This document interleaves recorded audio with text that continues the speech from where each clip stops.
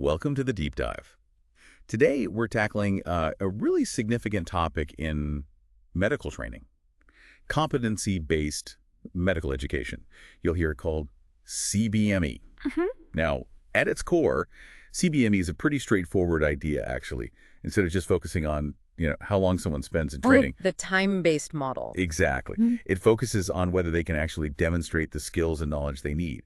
It's all about outcomes. Precisely. It's that shift from, time served to competence proven. A very logical, appealing concept. And it's really taken hold in medical education globally. It really has.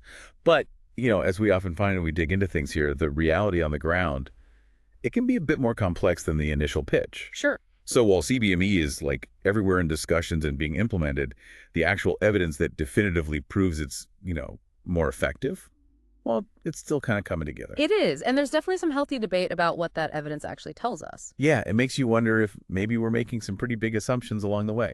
That's exactly the question, isn't it? And it's one that a recent systematic review really dug into. What's fascinating is they found a lot of the research so far, it's been on the initial steps. Like what? Like figuring out what those competencies should even be, developing the lists, rather than really evaluating whether the new ways of assessing those competencies actually work or, how well CBME is being implemented day to day. So it's like we've defined the destination, maybe, but we're still figuring out the best route and how to check the map. That's a great way to put it. We know where we want to go, but the how and how do we know we're getting there parts are less clear. Which perfectly sets the stage for our first key source today. We've got a 2021 paper from CNR Academic Medicine, and it really tries to get under the skin of this evidence question. They did a really broad look at empirical studies, actual research data on competency-based education, all that stuff. Right. In health professions, published between 2000 and 2019. That's nearly 2 decades of research. It's a huge sweep. And to give you an idea of the thoroughness, their search used the Ovid Medline database. That's a major resource for medical research. The go-to, really. Yeah. And they combined specific medical subject headings, Me-SH terms, with more general keywords. They were trying to capture everything relevant, which is tricky with this kind of terminology. Because people use different words for similar ideas. Exactly. And that start date, 2000, is significant.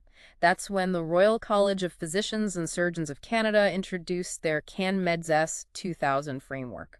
Which was a really influential competency-based model, wasn't it? Hugely influential. So they were basically looking at the landscape from around the time a major CBME model rolled out. It helps capture that shift.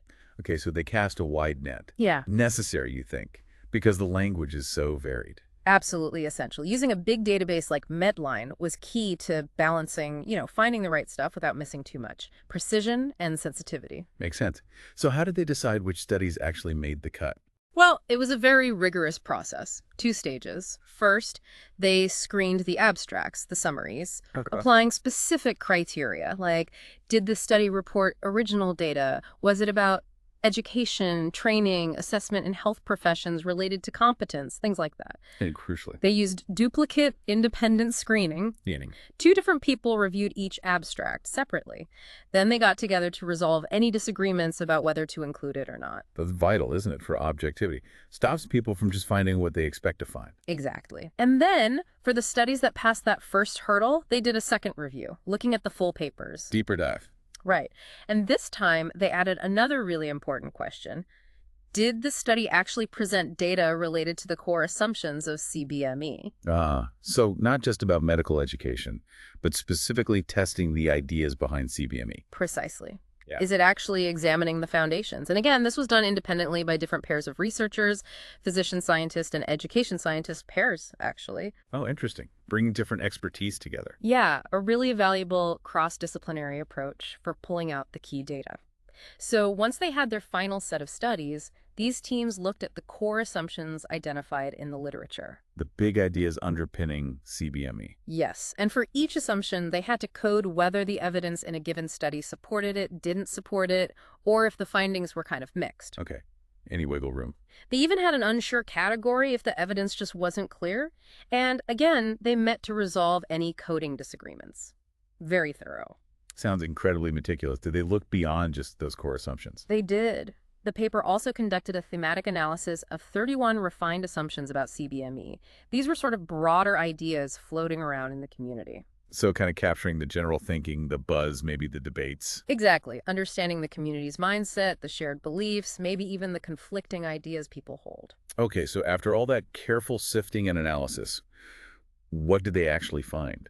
What kinds of studies ended up in their review? Right. So out of thousands screened, they landed on 189 empirical studies for the final review. 189. Okay. Any patterns there? Yeah, a couple of interesting things. A large proportion, the majority actually, came from North America. Hmm. Okay. They also found studies from both clinical settings, like hospitals, and non-clinical ones. And in terms of what these studies looked at, there was a definite emphasis on clinician behaviors, what doctors actually do in the workplace. Which makes sense if you're trying to gauge competence, right? You look at performance. Precisely. Observable skills and actions. They also noted a tendency towards quantitative designs. Meaning studies using numbers, statistics. Yes, number crunching studies. Now, here's where it gets really interesting. When they zoomed in on 15 of what they called the core assumptions of CBME, The real foundational beliefs. yeah, the picture got, well, more complicated. How so? Were these core ideas generally backed up by solid evidence? Not nearly as much as you might expect, actually. They found an almost even split. Roughly half the assumptions had supportive evidence, and the other half had evidence that was either not supportive or mixed. Wow. So a 50-50 split on whether the fundamental ideas hold up to scrutiny? Pretty much. It strongly suggests the evidence base for CBME is still very much developing. We really can't take all its underlying principles as, proven facts just yet. That's quite a finding. So many things widely believed about CBME.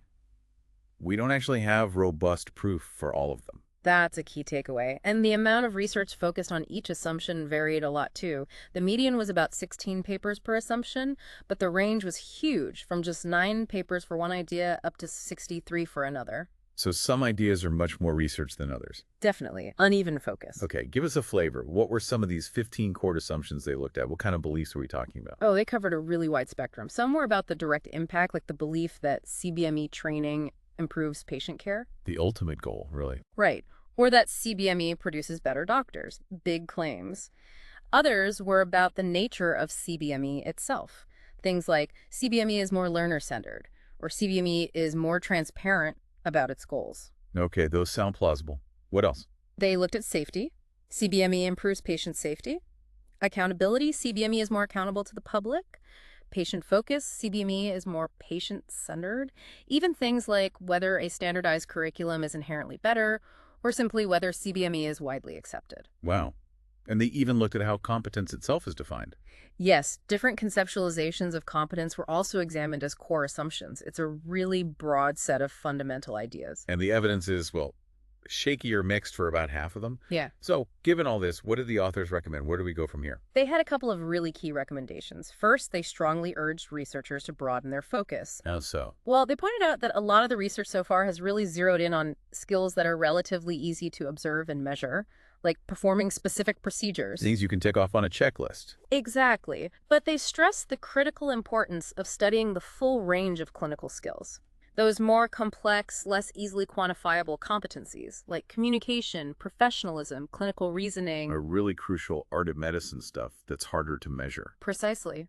They also suggested that researchers need to pay more attention to some of the critiques of CBME, ideas that have been raised but maybe not rigorously tested. Like what kind of critiques? For instance, the concern that CBME might rely on a too simplistic or reductionist model of what competence really means.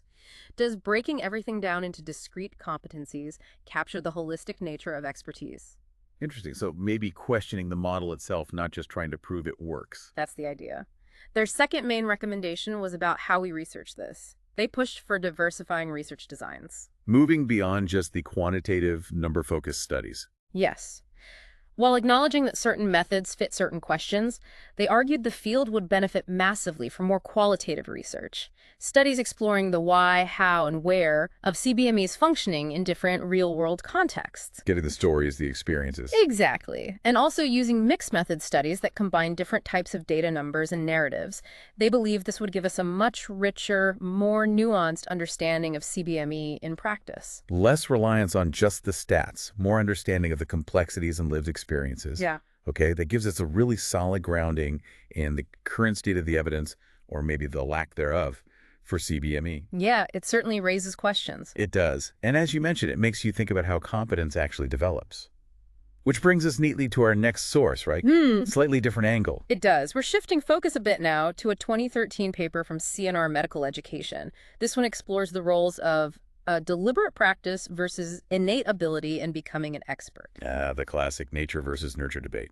But for doctors. It's sort of, yeah. It offers a really fascinating perspective that contrasts or maybe complements some assumptions in CBME, which often emphasizes very structured training and assessment pathways. So this paper digs into how much of being a great doctor is about grinding it out, putting in focused practice, and how much might be down to some kind of inherent talent or aptitude. That's the heart of it. They look at how that dedicated, focused work, deliberate practice, interacts with any natural abilities someone might start with. It prompts you to think. Does a purely competency-based approach with its standardized expectations fully account for these individual differences in learning curves? Right. Does everyone reach competence the same way at the same speed, just by ticking the boxes? This paper suggests maybe not. Exactly. It's a reminder that the path to expertise might be more varied, more individual than a standardized framework always assumes. Definitely food for thought when we think about CBME's goal of standardizing training. Now, another key piece often baked into CBME is reflection, right? Encouraging learners to think critically about their experiences. Absolutely. It's often positioned as crucial. And that leads us to our third source.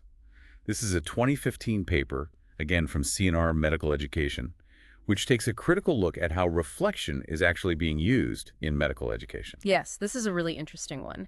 The authors argue that while reflection is, widely promoted, especially within CBME as part of learning and assessment, its deeper theoretical roots might be getting lost in translation. Deeper roots, what do they mean? They talk about two key foundational ideas. One is reflection as a way of generating knowledge from practice itself. They call this epistemology of practice. Epistemology of practice. Unpack that a bit. Basically, it's the idea that you learn and build knowledge through the act of doing. It's not just applying theory from books. It's the wisdom you gain from real-world experiences, especially in messy, uncertain situations where the textbook answers don't quite fit. So like tacit knowledge, that gut feeling an experienced clinician has. Exactly. That intuitive understanding, the practical wisdom that's hard to articulate but crucial in practice, that's developed through practice and reflecting on it. Okay, that makes sense. Learning by doing and thinking about the doing. What's the second theoretical idea? The second is reflection as a tool for critical social inquiry. That means using reflection not just to improve your own skills, but to question the underlying assumptions, the power dynamics, the social norms within the healthcare system itself. So a more challenging system-level kind of reflection. Yes. Questioning the status quo. Now, the paper argues these richer ideas are being overshadowed by certain trends in how reflection is implemented. What kind of trends are they concerned about? Well, one is what they call utilitarian applications. This is where reflection gets treated mainly as a tool to achieve specific, predefined learning objectives, often assessed through mandatory reflective essays or portfolio entries. So it becomes kind of a hoop to jump through, demonstrate reflection for the grade rather than deep learning. That's the concern, yeah, that it risks becoming performative. They also point to a strong focus on the individual self as the subject of reflection and the widespread use of portfolios to measure reflective capacity. And the problem with that is? The paper suggests these common practices, while maybe well-intentioned, can sometimes strip reflection of its power. It can move away from developing that practical wisdom or fostering that critical questioning of the system. So instead of a deep dive into the complexities of practice, maybe challenging how things are done, it risks becoming, well, a bit superficial, focused on individual performance and checking boxes. That's the critique they're leveling. They argue we need to reclaim those theoretical foundations, epistemology of practice, critical social inquiry, to really unlock the potential of reflection in medical training. Okay, a really thought-provoking take on a tool that's so central to many CBME models. Now, let's shift gears again. We need to consider some broader, systemic factors that influence medical education and careers. These definitely intersect with how CBME plays out. Absolutely. The context matters hugely. Our next source is a 2023 CNR medical education paper examining something quite specific, but with wider implications. why women sometimes decline career advancement opportunities in academic medicine. Right. And this paper provides a really important lens. It helps us see how these wider societal patterns and systemic issues affect individual pathways in medicine. And how does that connect back to CBME? Well, you can easily see how these same factors might influence who takes on leadership roles within CBME development, who participates in assessment design, who feels empowered to speak up in training environments. If there are underlying inequities, CBME structures could potentially reinforce them if we're not careful. So it highlights potential biases in the system that could shape how CBME impacts different groups, even if that's not the paper's direct focus. Precisely. The authors wanted to understand why women often seem to have less time for things like research and leadership, the stuff that fuels advancement, and how these gaps persist even when institutions talk about equality. What approach did they take to tackle this? It sounds complex. They used a critical narrative review. It's a method for exploring complex social problems, synthesizing existing literature to offer new insights or challenge existing narratives. They looked at over 100 articles on women in leadership, reasons for declining roles, and narrowed it down to 36 highly relevant ones. And what did they find? What are the key reasons identified? A central theme was the powerful influence of social expectations and, frankly, gender stereotypes. Okay. They found evidence that women disproportionately end up doing less visible, often administrative or supportive tasks, sometimes called academic housework. The stuff that needs doing but doesn't necessarily lead to promotion. Exactly. And this happens largely because of ingrained societal expectations. What's worse, this pattern is maintained because there can be negative social consequences backlash for women who push back against these roles or challenge the stereotypes. So women get pigeonholed, and challenging that can be risky. Right. And the paper really critiques that common advice often given to women: just lean in harder or fake it till you make it. Why critique that? Because it ignores the systemic barriers. It puts all the onus on the individual woman to overcome what are actually structural problems and biases within the system itself. It's not just about individual confidence then, it's about the environment. Definitely. They also discuss concepts like stereotype threat, that fear of confirming negative stereotypes about your group, which adds cognitive load, and the real fear of social penalties for stepping outside expected gender roles. These can make women hesitant to even seek or accept advancement. So it's a complex web of internalized and external pressures. Yeah. What did the paper suggest for moving forward? Any solutions? Yes, they offered recommendations aimed particularly at allies, sponsors, and peers, basically everyone in the system. The main thrust was actively working to change the system. No. Things like challenging all-male panels, manels, scrutinizing job descriptions for potentially biased language, proactively nominating women for roles, and importantly, recognizing and accounting for that extra cognitive load and stress that navigating these biases imposes on women. So it's about actively dismantling the biases and creating genuinely equitable structures. A big task. A very big task. Okay, now shifting from systemic issues to pedagogical innovation. Our next source looked at something quite cutting edge, using live streaming technology to bring clinical experiences to learners who aren't physically there. This is a 2024 paper. Again, CNR Medical Education. Yeah, this is super relevant today. Think about the pressure on clinical placements. There often aren't enough spots. And the COVID-19 pandemic really accelerated the need for remote learning options. Live streaming clinical encounters is one potential solution. So students watch a live feed of a patient interaction instead of being in the room. That's the basic idea. This paper notes that while it's happening, the research is still pretty new. So they did a critical narrative review to kind of take stock of what we know so far and provide a launch pad, as they put it, for more research. Makes sense. What studies did they look at? They focused on English language articles published fairly recently between late 2019 and early 2023, using terms related to live streaming, virtual learning, clinical experience, and med-ed. They ended up including 16 studies. Okay, 16 studies. What are the potential upsides they found, the benefits? Several things emerged. Big one, expanded access. It could bring real patient learning to more students, potentially even offering exposure to specialties they wouldn't otherwise see. Especially for remote or rural learners, I imagine. Exactly. Also, potential for more standardized learning since everyone sees the same encounter. Students generally liked the convenience. Educators found it allowed teaching at scale. And interestingly, patients didn't seem to feel it negatively impacted their care. Those are pretty compelling advantages. Access, standardization, convenience. But what about the downsides? the limitations. Well, the most obvious one is you can't practice hands-on skills like a physical exam remotely. That's a huge part of clinical learning. Yeah, critical. There were also challenges reported with keeping remote students fully engaged. And the perennial issue of technology. Reliable internet connectivity is crucial and not always available. Technical glitches, always a factor. Right. And one other key point the review made, many of the studies lacked strong theoretical grounding. They weren't necessarily connecting the live streaming practice back to established principles of how people learn effectively. So a need to think more deeply about the pedagogy, not just the technology. Precisely. It's promising, but needs careful integration and more theoretical underpinning. Okay.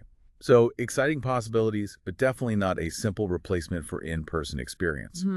Now, our final source today brings us back to equity, but specifically within postgraduate medical education. This is another 2024 CNR medical education paper advocating for critical and intersectional approaches. Yes, this paper tackles the persistent issue of fairness and justice head-on. It starts from the premise that despite lots of talk about EDI, equity, diversity, and inclusion, racialized trainees, for example, continue to face discrimination in their training. So the efforts aren't fully solving the problem. Apparently not. The authors use critical race theory, CRT, and intersectionality as lenses to analyze how discrimination has been studied in Canadian and U.S. postgraduate medical education literature over a significant period, 2009 to 2022. They reviewed almost 350 relevant articles. Wow, a lot of literature. What did using CRT and intersectionality reveal about how these issues are typically framed? One key finding relates to interest convergence. Interest convergence. It's the idea from CRT that progress on racial justice often only happens when it also aligns with the interests of the dominant group or the institution. For example, framing diversity primarily as good for productivity or the bottom line. So equity is promoted because it benefits the institution, not necessarily purely for justice reasons, and that limits the scope. That's the argument. It can limit reforms to those that serve mutual interests, potentially avoiding deeper, more challenging changes. They also found much of the literature framed EDI problems primarily as issues of numbers representation or things that can be fixed with curriculum tweaks. Like adding a lecture on bias. Kind of. Without adequately addressing the underlying systemic racism, the power imbalances, the structures that actually produce the discrimination, it's like treating symptoms without tackling the disease. Focusing on surface changes rather than root causes. Exactly. They noted a real lack of truly critical or interceptional approaches overall. Very limited use of counterstories, the lived experiences of marginalized learners told from their own perspectives, and often a disconnect between seeing individual incidents of bias and connecting them to the broader system. And intersectionality helps see how different biases overlap, right? Yeah. Like race and gender. Precisely. It helps understand how someone might face unique barriers based on the intersection of their race, gender, class, sexual orientation, etc. These overlaps create distinct experiences of discrimination that often get missed when you only look at one factor at a time. So the argument is we need to go much deeper than just counting people or adjusting course content. Absolutely. They did highlight some positive examples, studies that did use critical approaches, often focusing on the specific experiences of Black trainees or, say, transgender and non-binary students.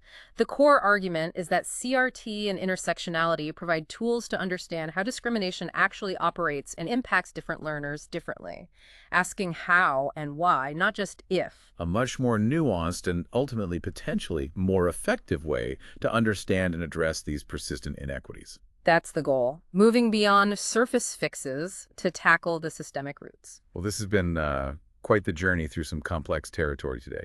Let's try and pull together some of the main threads, the key insights from this deep dive. Okay, so first, regarding CBME itself, the big takeaway is that the evidence base is, well, still very much under construction. Right, lots of assumptions. Yeah, many of the core assumptions underpinning CBME need much more rigorous investigation. And that research really needs to look beyond just procedural skills and embrace diverse methods, qualitative mixed methods to get the full picture. We're kind of building the plane while flying it, it seems, relying on assumptions not yet fully proven. That's a fair summary based on that review. Then we talked about reflection. A key tool in CBME. But one that risks becoming superficial, just an assessment exercise. If we lose sight of its deeper theoretical roots, learning from practice, challenging the system. Reclaiming its potential. Exactly. And then the systemic factors. We saw how things like gender stereotypes deeply impact careers in academic medicine. These broader societal issues absolutely affect how individuals experience and navigate medical education, including CBME programs. And potentially reinforce existing inequities if we're not actively addressing them within those programs. That's the risk. We also touched on innovation, like live streaming. Promising for access, But its actual effectiveness for competency development, its pedagogical soundness, still needs much more careful study. It's not a simple plug-and-play solution. And finally, that crucial need for critical and intersectional approaches to equity. To really get at systemic discrimination in medical education, we have to move beyond just counting heads or minor curriculum tweaks and analyze the power structures involved. ensuring reforms like CBME actually promote inclusion and don't inadvertently mask or worsen inequities. That has to be the aim. It's really clear, isn't it? The goals of CBME, of greater equity, they're vital. But getting there requires constant critical thinking, solid research that asks tough questions, and a real understanding of all these interconnected factors.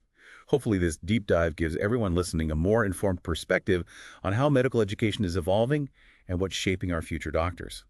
Which leads us to perhaps a final thought for you, the listener, to mull over.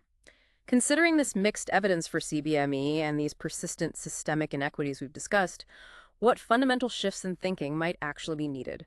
What needs to change at a deeper level to truly optimize medical education, not just for some, but for all learners, and ultimately deliver the best possible patient care? How do these different pieces, the educational models like CBME, individual experiences shaped by identity and bias, and these broader societal structures, how do they all fit together? And what needs to change in that interplay? It's a complex puzzle, something to keep thinking about.